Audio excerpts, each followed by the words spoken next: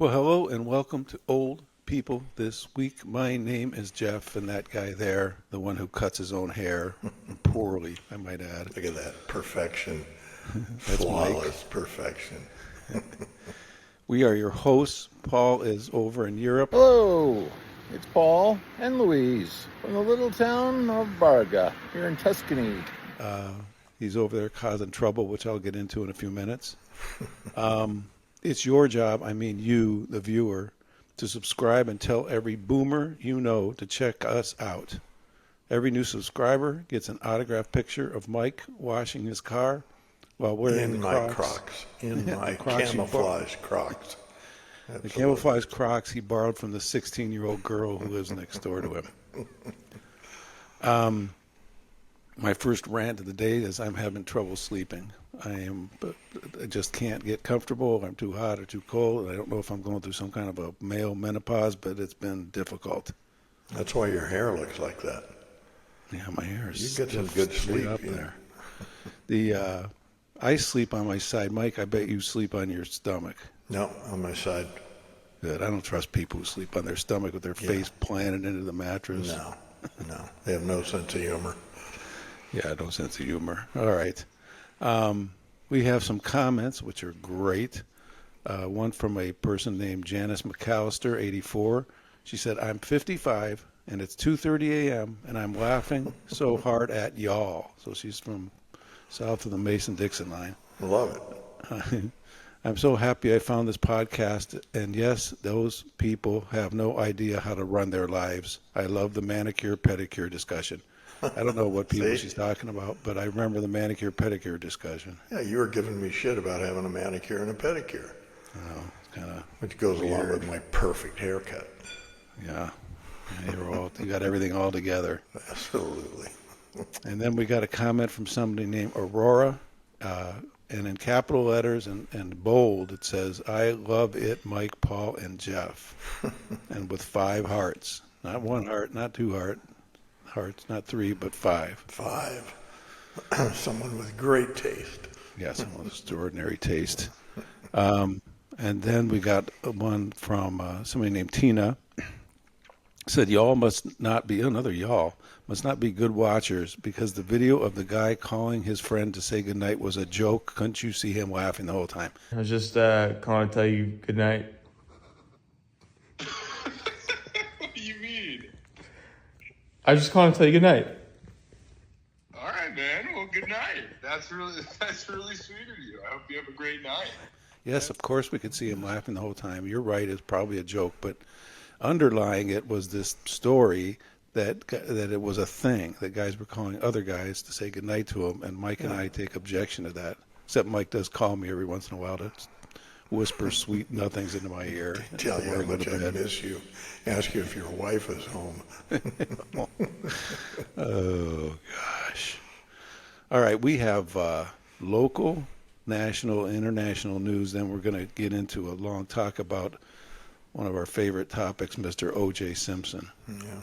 So Mike and I live in a valley, really, with about 10 communities in it, maybe 100 to 200,000 residents in all these communities, 10 or so communities strung out. And there's one major newspaper that covers all of it, and it's pretty much of a local newspaper, what you'd expect in a local newspaper. Yeah. Well, one of the things they do that I find hilarious, and I do not miss every Sunday when I get the Sunday version of the paper, is they show the restaurant inspections and what grade these restaurants around here are getting. Yeah, and they call them out by name too. It's like Oh yeah, it's great. cockroaches.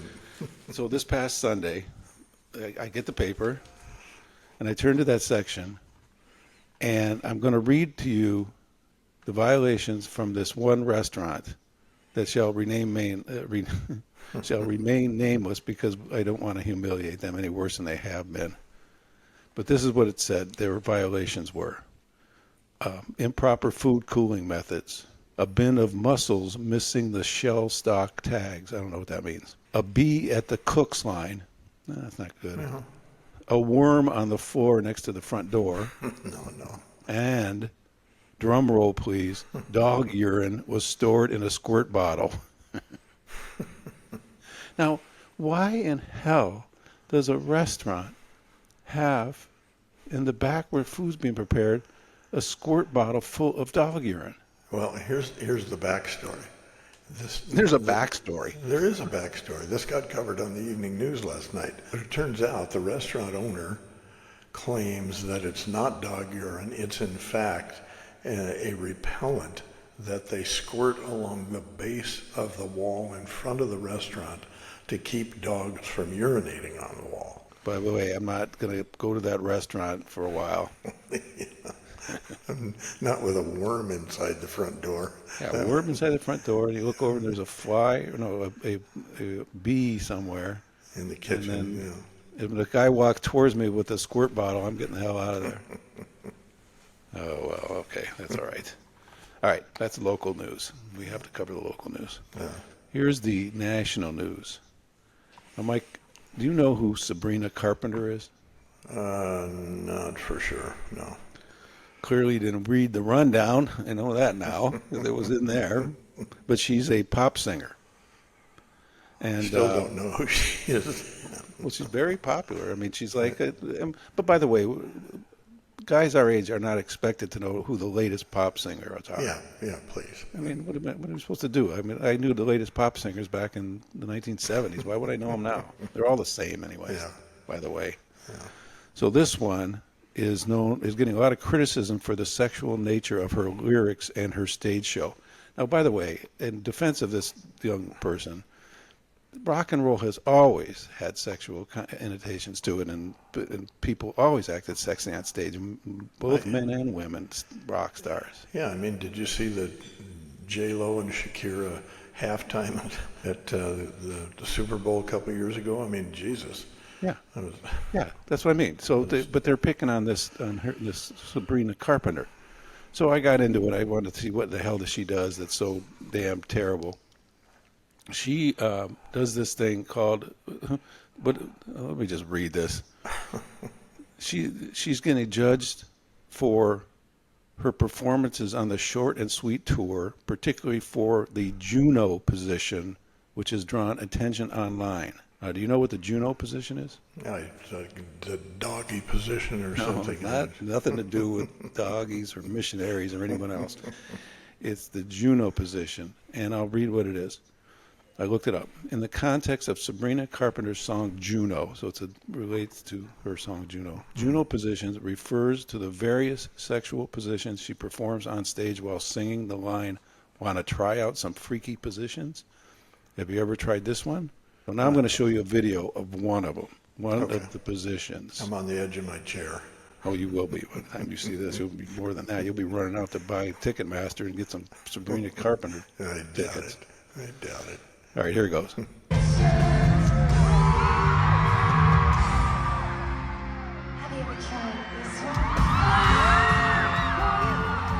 Okay, that's her. She's sticking her ass up in the air, but it's not just that one position that's got her criticized. She does all kinds of crazy things with that microphone that you don't even want to know about. Yeah, it's too bad she can't sing. So she does a different Juno position every night, and of course I felt compelled to watch all of them. It took me several hours, but it was good viewing. Yeah, editorial work is hell. Yeah, being right. Being a podcast guy, it's tough work. You're terrible. All right. You're terrible. Where's Val while you're watching all this shit? She's back there just shaking her head like fool. All right. Mike, I saw you walking around the other day with your Labubu clipped to your belt. I'm collecting them. I want the pastel colored series. For those of you who don't have one, like Mike, they are fluffy, furry, stuffed monsters with devious eyes and a wide, toothy smile hanging proudly from somebody's, either a rich woman's luxury handbag or Mike's belt or some rich schoolgirl's backpack. Yeah. In a matter of months, this mischievous critter known as Labubu has exploded in online popularity, becoming one of the world's most coveted bag charms. Look like trolls with bad teeth. No, they're really ugly. Bad teeth. Yeah, trolls with bad teeth is perfect. You could describe a lot of people like that, by the way. I won't say anything. So I won't say a word. With the stamp of approval from A-listers like Rihanna, Kim Kardashian, and Dua Lipa. Or is it Dua Lipa? I don't know how to say her name. Lipa. Lipa.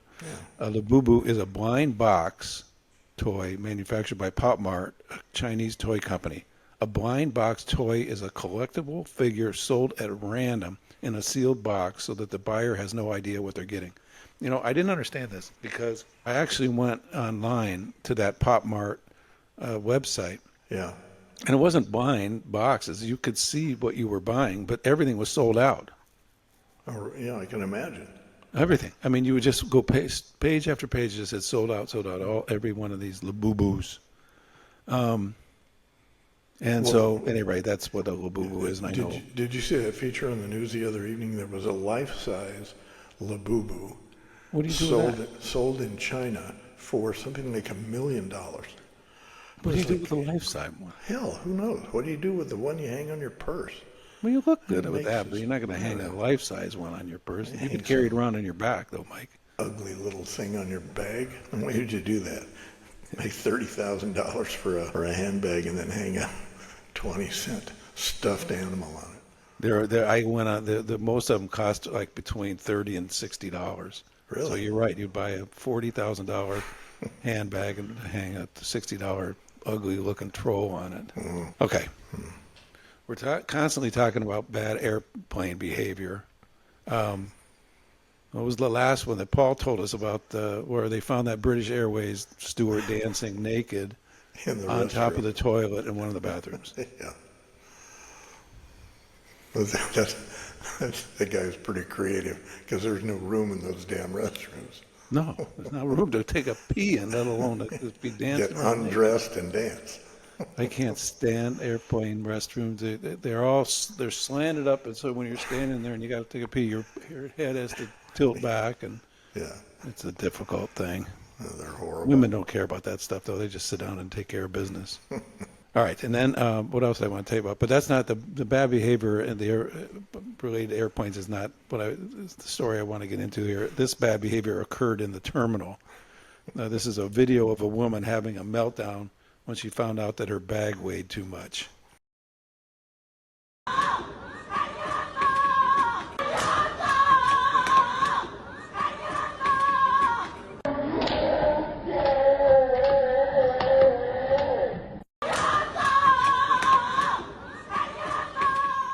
Now that's just insane. That's like I've had 4 kids and none of them ever they had temper tantrums, but if they'd have pulled that off, I would have grabbed them, pulled them into somewhere and spanked them.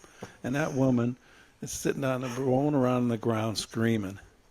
Well, you know what's interesting though? I mean, I've been in situations back in the day when I was literally living on airplanes in my career. Yeah. And some of the frustrations in flying, there were several points when I would have been real happy to lie down and kick and scream and roll around on the floor. Yeah, but you didn't do it because you have some self-control and you're not going to want to look like a fool. Well, yeah. She didn't have any kind of compuncture about lying down there in front of hundreds of people, all taking video of her, by the way. Oh, of course, hell yes. And as she's, flopping around there like a fool, that's just ridiculous. I don't know. If I was I don't know what I would do if I was the person working that day. Just walk away. Just It's a losing proposition. Here's the international news. Is it a coincidence that our co-host of this show, Paul, is overseas, and all of a sudden every European country is up in the arms about their ugly Americans? Yeah, too many tourists, yeah. Well, I think it's Paul in particular they're objecting to. Well, he's over there eating half a steer at some Italian restaurant. The viewer, he Paul's over there in Italy somewhere, and he sent back a menu from a restaurant he ate at, which was, and I'm not kidding you, 8 courses of beef. Yeah. 8 courses of beef, Yeah, starting that with one- beef steak tartare, ending with who knows what, and they just ate meat till he practically went into a food coma. Yeah, that one picture he sent of that fillet, I mean, I couldn't run and jump over that thing. Jesus. Yeah. Huge. Yeah, so he's the nuts, and he's probably out there barfing all over their European streets, and they're all pissed off at him, and that's why the entire world is up in arms over ugly Americans. They closed the Louvre in Paris because the staff went on strike to protest over tourism. Over in Spain, they're really pissed off. They're running around. They shoot squirt guns at tourists. The tourists, yeah. Especially American tourists, because they think that their cities are being overrun by, crazy people. And speaking of ugly Americans, Jeff Bezos and Lauren Sanchez. Do you remember Lauren Sanchez? Yeah, the philanthropist. The philanthropist. Of course, before she was a philanthropist, she was a TV news Weather woman. girl. So And she gets engaged to Bezos, and all of a sudden she's a philanthropist. Yeah. And apparently doesn't own a shirt that has any buttons on the front. Oh. See, you're watching this stuff way she's horrible. more closer than I am. Yeah, just. But they've decided they're getting married in Venice, and not Venice, California, which would be really messed up because Venice is crazy. They're getting married in the real Venice over in Italy, and the Venetians over there are not happy. Not happy at all. No. They are pissed off. Inhabitants protest against Jeff Bezos' upcoming wedding, stating Venice is being sold off to the wealthy. I'm looking directly into your eyes, Jeff Bezos, when you're checking out this podcast.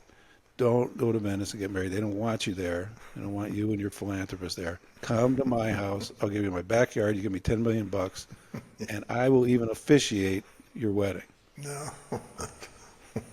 I'll be the flower boy. You can't. I tell you can't bring very many guests. There's probably enough room for say 4 or 5 people. And you'll have to eat my deviled eggs, whatever I cook. But it'll be a lot cheaper. We would love to have you as opposed to those Venetians who don't want anything to do with you. Where was it recently where his yacht wouldn't fit under the bridge? Hey! Hey! I think that was in Venice, It might have been. where he's got this, he's got a yacht that's as big as Titanic was, and he can't get it anywhere. Yeah. And he wonders why people don't like him. That's the problem with rich people, is they just don't know what to do with their money. They earn it, and then they can't figure out how to properly spend it. They don't want to give it away because they're too cheap. So they buy stupid things like that. Yeah. Now, I am a great sleuth, and I was also a great television producer. As far as being a sleuth, I could watch any whodunit on television and tell you who done it before even the star of the show did. Before the My first mind ad. is like a steel trap. It works like a computer, my mind does. You can see all the brains working right now in there. Yeah. All you can see is the glare of that forehead. Well, under that glare is the mind of a 25-year-old genius, and it's working all the time to figure stuff out. So when I did a story on OJ for the show I executive produced and created for E! Called E! True Hollywood Stories, I actually had the chance to interview him. And since that time, I've had people ask me actually, over and over again, did OJ do it? Yes, OJ did it. No question. Did he deserve to be freed or found innocent? And I say yes, because I think the prosecution screwed up that bad. Yeah. So at any rate, I have decided to delve into this because it's been 31 years and 1 week since those terrible murders. When I say terrible, I mean savage. In front of that condo where the bodies of both her and Ron Goldman were found was tiny. It was maybe 6 to 8 foot by 6 to 8 foot with a metal fence around it. And you put OJ in there with a knife, then the three of them, there's no room, and there must have been just a bloodbath. Yeah. So, at any rate, I set up this interview with OJ, and I set it up with F. Lee Bailey, who was his attorney at the time. This is what came out of it. Here's my 5 reasons that OJ definitely killed Nicole. Number 5, Simpson's blood was found at the crime scene. DNA testing indicated that blood found on a rear gate of the Nicole Brown Simpson's home belonged to OJ. Yeah. His blood's there. Number 2, victim's blood on OJ's socks. DNA from blood found on the socks in Simpson's bedroom matched Nicole Brown Simpson. And let me tell you something. The prosecution should have sold that because the defense said that that blood was tainted, that it actually had preservatives in it, and it was old blood from somewhere else, and they sprinkled it in there. And the prosecution didn't fight back hard enough. Number 3, bloody shoe prints. Shoe prints found at the crime scene were consistent with a rare brand of shoes that Simpson and Mike own, called Bruno Magli's. Yeah. Mine aren't as big as his were. Size 12. Hair consistent with Simpson. Hairs like Simpson's were found on Goldman's shirt and on a knit cap at the crime scene. Mike, you wouldn't have to worry about it leaving any hair behind. No, perfect criminal There'd be no hair left activity there. here. Yeah. You could have killed her No twice DNA. over. They would have known. No it was there. DNA. No DNA. All right, number 1 reason, the history of domestic violence. The prosecution presented evidence of Simpson's history of domestic violence against Nicole Brown, Simpson suggesting a potential motive. I remember one thing about at the time was that they found that Nicole Brown Simpson was so sure that O.J. was going to kill her that she wrote it down on a piece of paper to give to her friend. Said, he's going to kill me. He's going to kill me soon. Yeah, like weeks or months in advance. All right, now we have Paul to tell us the 5 reasons the prosecution lost the case. Messing up the jury selection. Marcia Clark thought she could bond with the black women in the jury, but she would have won more if she'd only gone with white males. That's an opinion, but generally most everyone concedes that. Putting Mark Furman on the stand, what a mistake this was, because it was later revealed he was a racist. The inability to clearly explain the DNA evidence on the blood they found at the scene and also in the Ford Bronco. The defense ripped apart Dennis Fung, who had collected the evidence, but not properly. Failed to present a timeline that made sense. Now, we all know about LA traffic, but even back then, Clark was adamant that O.J. drove to the condo in Brentwood, killed Goldman and Nicole, and then drove back home in less than half an hour. That was a tough one. And finally, number 1, if the glove doesn't fit, you must acquit. Cochran's whole team just made fools of Clark and Darden. Yeah. If they had written that thing into a script from like a CSI script, the producers of the show would have laughed. Say, hey, we can't do that on this show. Yeah, nobody will watch. Yeah. Doesn't fit. Oh, that was stupid. Anyway, those are the 5 reasons the prosecution lost the case. Now, a lot of people got famous because of that case. Oh, yeah. There's the obvious ones, but Mike here now is going to tell you what happened to all of them in our special Via Con Dios section. Via con Dios. Some haven't via con Dios yet, but a lot of The them ones that have the other ones are where are they now? So what happened to who's the Via Con Dios? Well, Simpson obviously is deadheading around the gates of hell, which is far too good a neighborhood for him. Marcia Clark, of course, she's now 70 years old. She's of the where are you now variety. Yeah. Just who's this? Just give me the past ones first. Oh, Johnny Cochran died of brain cancer in 2005, 68 years old. Okay. And F. Lee Bailey, your good buddy, after being disbarred for stock fraud and He did? and going bankrupt, he died in hospice care at 87 in 2021. Wow, I didn't know that. That's interesting. Yeah, his career completely evaporated. Oh, yes, man, I'm telling you, I'm going to just take a quick aside. When I'm growing up, my mom, we lived in Ohio. My mom was absolutely infatuated with this murder that took place in Ohio in the mid-'50s. Yeah. All she talked about, she drove us up to Cleveland. We lived an hour away to show us the murder site from this guy named Sam Shepard, who allegedly killed his wife. Yeah. In this home that was on Lake Erie. And it became this enormous thing in Ohio, the whole trial. But anyway, Shepard was found guilty and goes on, but he got out of jail on appeal by F. Lee Bailey. Yeah.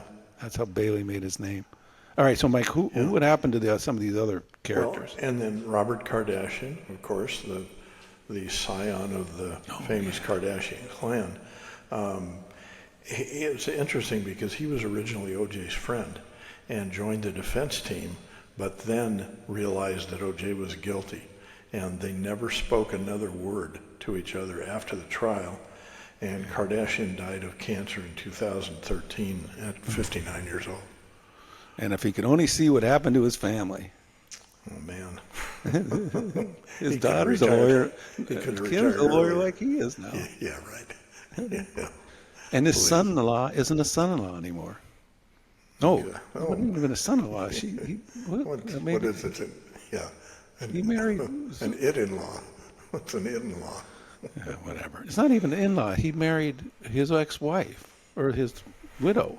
Or, I don't know what the hell's going on with those Kardashians. Yeah, I know. Keep going here. Where are they now? Well, and now speaking of Mark Furman, of course, this is the ones who are surviving. Yeah. Interestingly enough, of course, he was fired. Totally destroyed his reputation. But now he's 72 years old, living in L.A. and writes crime novels. Oh, he does? He's a writer? Yeah, he's a writer. Corny. Yeah, he and Marcia Clark both. And then Chris Darden, who was Marcia Clark's co-counsel, apparently wrote a really successful book about the trial after that, and he now is a professor at the Southwestern School of Law in Los Angeles. And Faye Resnick, remember the co-court? Oh, I remember Faye Resnick. She was the girlfriend of Nicole Brown Simpson. Nicole Brown, yeah. So she's 66, now lives in L.A., appears on the Real Housewives of Beverly Hills. She's 66? Yeah, 66. And then Ron Goldman's parents are 83, now live in Arizona. And then remember Cato Caitlin? Oh, yeah. How can you forget Cato Caitlin? Yeah, he lives in L.A., works sporadically in TV productions, things people never watch. He's 66 years old. I got to show a picture of him here because he had those long flowing mane, long hair and stuff when he was young and running around with OJ. Yeah. He's the guy who said that Yeah. he and OJ went out to McDonald's, brought the food back to the house because Cato Caitlin lived at the Rockingham estate where OJ owned. Yeah. And he said that OJ was out there hitting golf balls around or something, and then he didn't know what happened. Yeah. Oh, no, he heard some thumping outside of his window that may have been OJ getting back there to throw the glove down there. And then the guy who drove OJ around in the Bronco, the famous Bronco chase, A.C. Cowlings, he's 76 years old, lives in L.A., but he's suffering from the effects of pro football career, that CTE, that brain damage thing. So He was brain damaged when he started driving OJ around that day, brother. that afternoon, Yeah. right in the middle of the NBA Finals. I don't know about people in the rest of the country, but if you were living in L.A. that night it was and you're watching the polarizing. NBA Finals with Houston playing somebody or other, Yeah. and all of a sudden they go to a news break and, talk about this slow chase, and then they go to it and they start running a ticker at the bottom of the screen, and then all of a sudden they preempted the game. When Judge Ito allowed the proceedings to be televised, opened the doors for everything in the future. Well, the funny thing is, though, it scared a lot of judges. That you don't see too many of them anymore. Yeah. That are like, especially these high-profile cases. You're not seeing, for example, P. Diddy on TV. No. That judge there said, no, we're not turning this into a circus. But Ito didn't care, and that was the best television in the world. Yeah. Ito's retired, though, right? He's retired, and interestingly,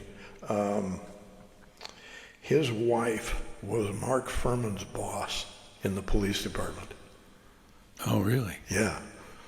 This thing, they probably all knew each other. Hey, Mark, come on up here. Tell that story about how that glove you found behind OJ's house there. How'd that come about? Yeah. No, Ito retired in 2015 and has refused to speak about the trial ever since. Will not speak about it. All right, that was great. And that was our coverage of this OJ thing that has been on our minds, and we've been wanting to talk about this for some time, so that's good. Well, I just think it was cool that you got that one-on-one interview, and it was literally one-on-one. It was just you, the cameraman, and was Bailey in the room? Yeah, he was standing around off camera. Yeah. There was also a couple other people there that worked for me. Yeah. But OJ, I'll tell you this. He has a big man, and he had a big head, a big cork, big head, big round head. I don't know if you could find a hat that would fit on that head. It was so big. We were talking about the car chase involving O.J. and Cowlings, which was thrilling, but here's the opposite. 53-year-old man stole a track hoe excavator, so like a backhoe that's, a big piece of machinery used for building. He smashed into a barbershop and a landscaping supply store and led the police in North Charleston, South Carolina on a chase that lasted an hour and a half because the excavator could only go 3 miles an hour. So he was going 3 miles an hour, and he's creeping down the road. I'll show you some video of it here. I have some piece of video of it, but it's funny because he's just going down there, and the cops are creeping behind him. Nobody knows what to do.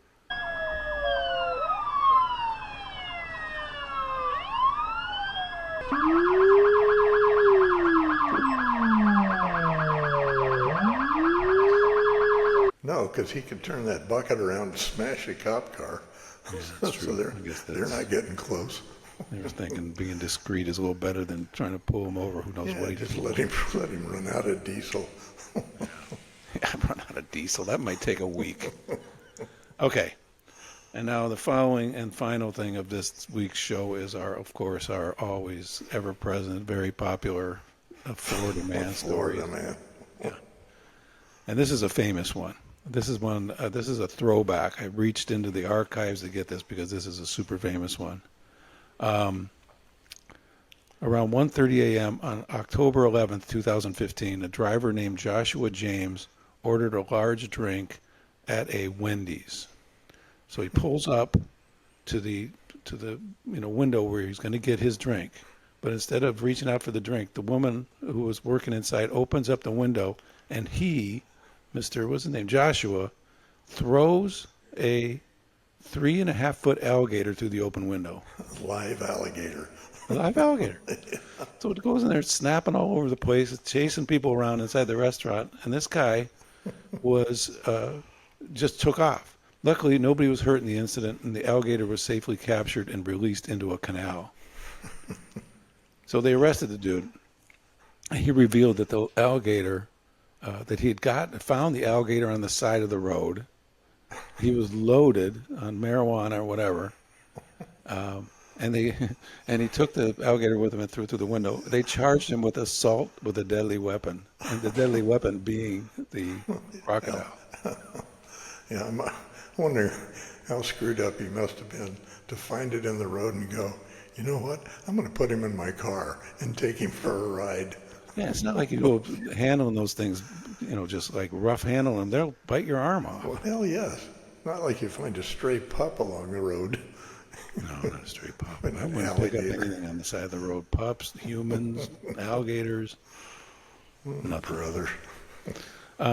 Okay, everybody. Thanks for stopping in today. Thanks for listening to us talk about what's going on in the world. Hopefully next week we'll have Paul back maybe. I mean, he's been on this European trip for months now. Yeah, he may decide to stay over there. Spreading bad American, vibes all over the world. And subscribe. If you subscribe, Mike will swing by your place. Send us a self-addressed stamped envelope with your name and address on it and a check for $2,000 that Mike can use for airfare. Cover my airfare. And he'll fly to you and give you a mani-pedi in the living room of your own house. And trim your hair. That's absolute perfection. Your hair. You look like that. Look at that. And send us an email. We get a lot of comments. Some I read, some I don't. Some are make fun of us and are a little too spot on, so I don't read them. Send it to oldpeoplethisweek@gmail.com. And check out our Substack, 52tasks.substack.com. Last week I wrote about Father's Day. And this week I'm going to write about Mike somehow. And how I never get my Substack done. Yeah, he's supposed to be writing a Substack, and he never does it, and he has a different excuse every week. All right, everybody, thank you very much. We'll see you soon. Adios. Adios. Thanks, everyone. Here's the Old People This Week quote of the week. You can't drink the land, but you can live on beer. The Aspen Bobs. Oh, what was that? I was going to, something about Rick. He's down in Disneyland right now. Oh, with the kids. I should have said to him, just videotape whatever and send it to me. I'd cut it into something. Yeah. 'Cause, God knows that must be a trip. Oh man. And I go, what are you doing after that? We're driving up to the valley. I go, you're going to drive up from where? He goes, from Anaheim up to where? Oh, Chatsworth. I go, what for? Why? Why? He goes, oh, I want to show him around where I used to live. Oh, man, they're not going to like that. A bunch of kids in the car are not going to dig that. Yeah. Really, Dad? That's the house? Wow. Yeah, that's how. All right, let's go. Let's go drive back down and turn around. All right, man. Take care. All right, do the same.